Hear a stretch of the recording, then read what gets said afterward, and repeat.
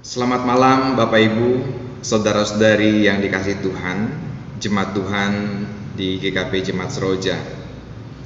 Malam ini Rabu tanggal 27 Mei 2020, kita akan melakukan kebaktian rumah tangga secara online. Materi pembahasan Alkitab kita pada malam ini dari 1 Petrus 4 ayat 12 sampai dengan 14. Namun demikian, baiklah sebelum kita membaca dan menghayati bagian firman Tuhan ini, kita akan berdoa terlebih dahulu. Mari kita berdoa. Terima kasih ya Allah yang baik untuk kasih setia dan rahmat-Mu.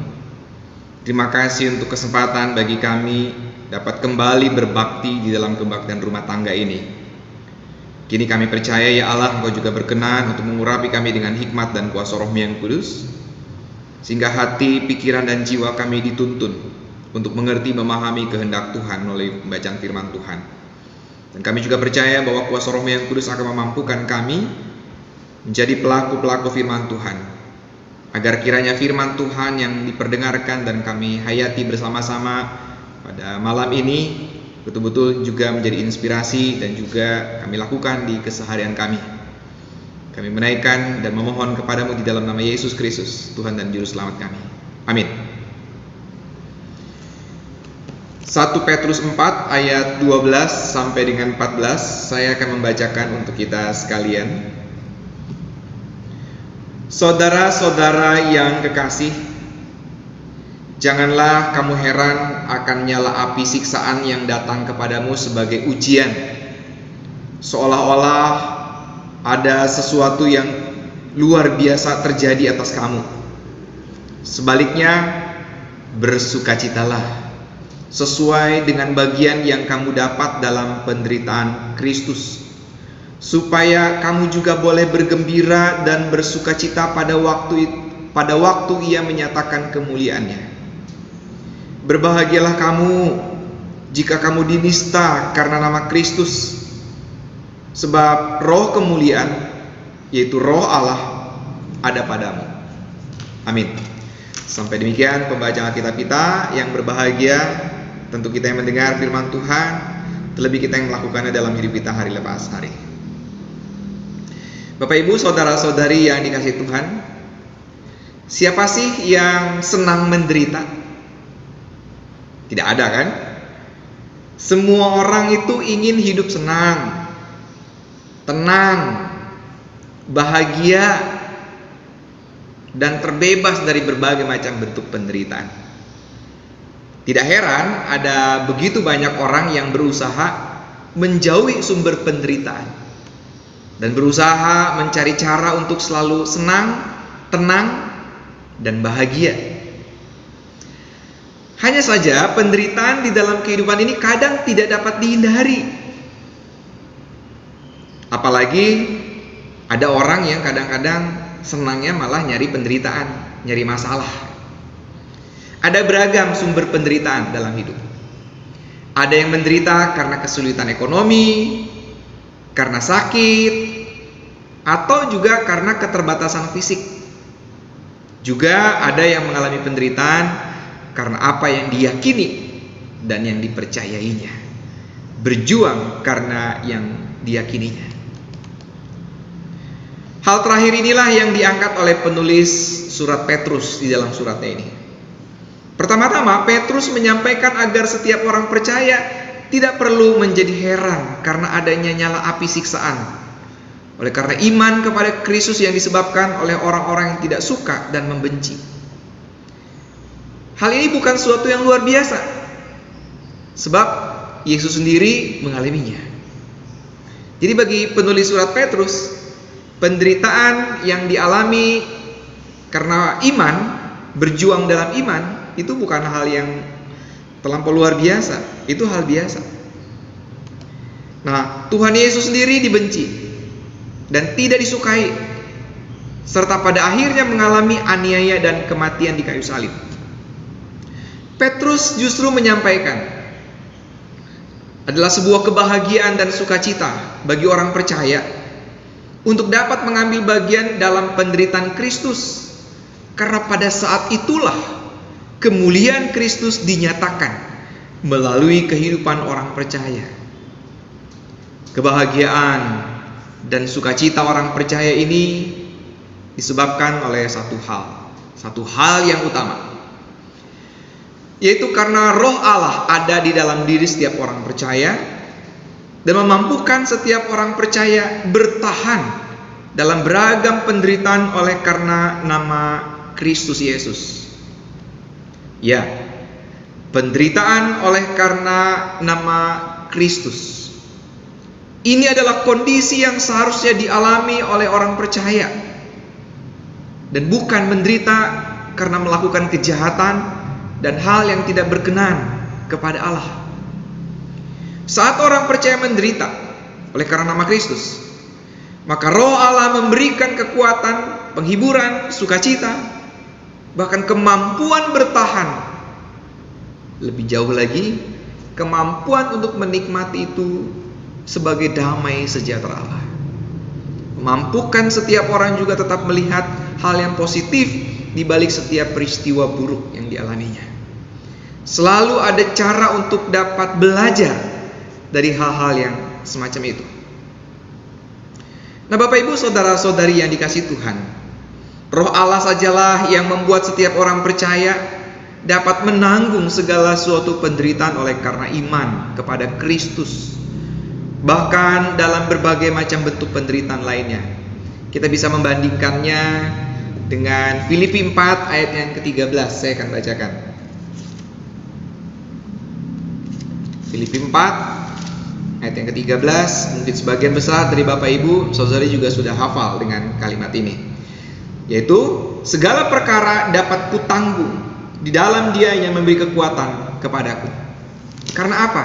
Karena memang meyakini, mengimani penderitaan yang dialaminya adalah penderitaan bersama dengan Kristus. Catatan lain yang disampaikan oleh Petrus dapat kita lihat di dalam ayat selanjutnya, yaitu di ayat yang ke-16, yaitu supaya jangan pernah sekalipun orang percaya, yaitu orang Kristen, orang yang percaya pada Kristus, menjadi malu menderita karena nama Kristus. Malu sehingga kemudian dengan mudahnya meninggalkan iman percaya kepada Kristus dan berganti iman serta keyakinan lain, termasuk dengan alasan ingin terbebas dari penderitaan sebagai seorang yang percaya kepada Kristus. Petrus memberikan penekanan, justru saat orang percaya mendapatkan anugerah untuk menderita oleh karena nama Kristus, disitulah orang percaya memiliki kesempatan untuk memuliakan Allah di dalam Yesus Kristus.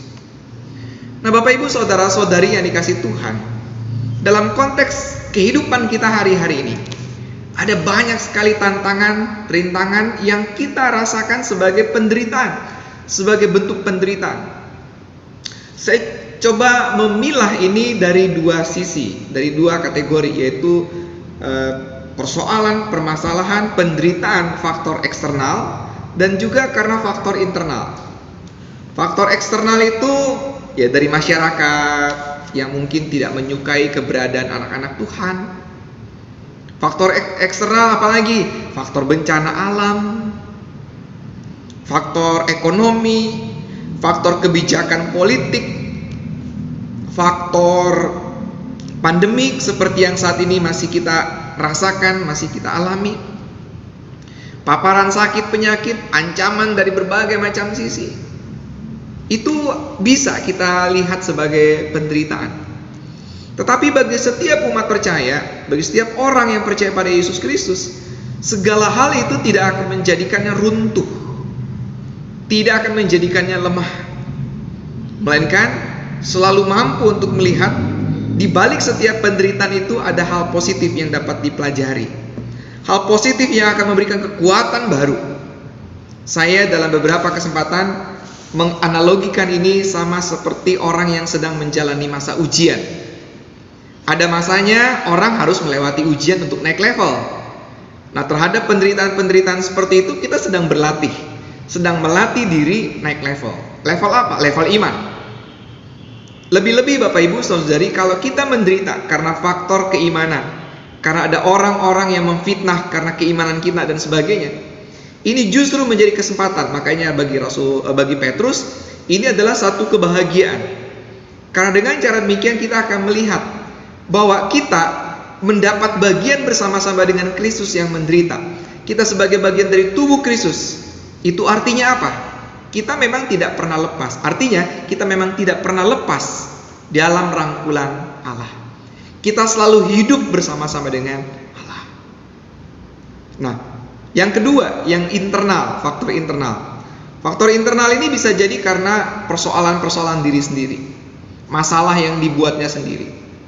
Entah itu secara pribadi ataupun juga masalah di lingkungan dengan orang-orang terdekat, dengan keluarga. Terhadap masalah yang kita buat sendiri, ini pun bisa kita lihat sebagai cara yang positif, yaitu apa? Dengan cara ini kita belajar untuk mengenali diri sendiri, kita belajar untuk dapat membangun diri sendiri menjadi lebih baik.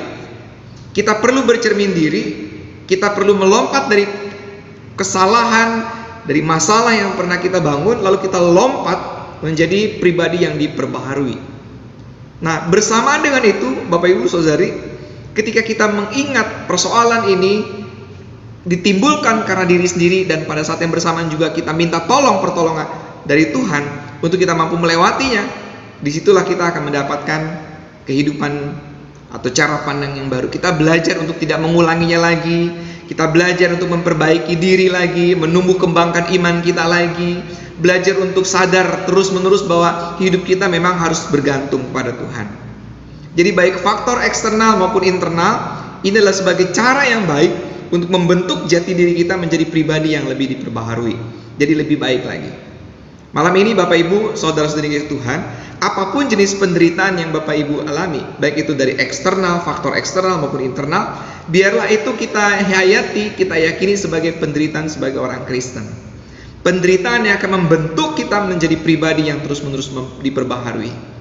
Dan pada waktunya nanti kita akan menikmati kebahagiaan bersama-sama dengan Kristus ketika kita melihat sebagai pemenang atas penderitaan, atas pergumulan, atas persoalan yang kita alami. Di sisi lain Bapak Ibu, kita yang pernah mengalami penderitaan dan kita menjadi kuat, kita juga mendapatkan kepercayaan dari Allah untuk membantu dan mendampingi saudara-saudara kita yang juga dalam penderitaan. Mereka membutuhkan penguatan, pendampingan, penopangan dari kita. Lihatlah ini juga sebagai cara Tuhan untuk membantu saudara kita yang menderita, karena Tuhan telah mengirim kita menjadi perpanjangan tangan Tuhan untuk membantu mereka. Sama seperti kita juga ketika kita menderita, lihatlah, kadang-kadang ada saja dari pihak luar, entah itu orang saudara seiman kita, entah itu tetangga kita, siapapun, bahkan juga dunia ini, alam, burung, hewan-hewan yang ada sekitar kita, kadang-kadang menjadi penghibur kita, perpanjangan tangan Tuhan untuk menguatkan kita. Oleh karena itu, sadari bersama-sama, kita menderita juga tidak sendirian. Selalu saja Tuhan mengirimkan bantuan, pertolongan dengan berbagai macam cara. Demikian juga kita menjadi perpanjangan tangan Tuhan untuk membantu saudara kita yang menderita. Terima kasih untuk setiap hal yang baik yang sudah kita terima dari Tuhan, nyatakan itu. Terima kasih atas setiap kekuatan yang Tuhan berikan sehingga kita sanggup untuk melewati berbagai macam pergumulan. Dan terima kasih untuk hal-hal yang lain, itu yang perlu kita nyatakan. Sebagaimana pernah saya sampaikan juga, salah satu kunci untuk keluar dari penderitaan adalah sering-seringlah mengucap syukur. Tuhan memberkati.